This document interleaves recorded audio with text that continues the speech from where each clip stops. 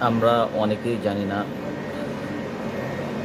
নামাজের সিজদায় আল্লাহর কাছে সরাসরি কথা বলা যায়। সিজদা হলো আল্লাহর সবথেকে কাছের জায়গা, কিন্তু সিজদায় দোয়া করার সঠিক নিয়ম কী?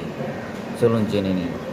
সিজদায় গিয়ে প্রথমে ৩ বার সুবহানা রব্বিয়াল আ'লা পড়ার পর আপনি চাইলে আপনার মনের যে কোনো চাওয়া আল্লাহকে বলতে পারেন।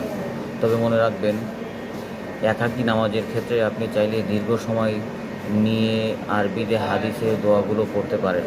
এটি অত্যন্ত ফজিলতপূর্ণ। জামাতে নামাজের ক্ষেত্রে ইসলামে অনুসরণ করা ওয়াজিব। তাই নামাজ পড়ার সময় সিজদার তাসবিহ পড়ার পর সংক্ষিপ্ত কোনো দোয়া যেন দোয়া পড়ুন, যাতে ইমামের সাথে তাল মেলানো যায়। এটি একটি বিষয় খেয়াল রাখবেন, নামাজের ভিতরের দোয়া করার অবশ্যই কোরআন বা হাদিসে বর্ণিত আরবি দোয়া ব্যবহার করতে হবে। নিজের ভাষায় বা বাংলা দোয়া পড়লে নামাজ ভেঙে যেতে পারে বা মাকরুহ হতে পারে। আল্লাহ আমাদের সবাইকে সিজদায় মনোযোগের সাথে দোয়া করার তৌফিক দান করুন।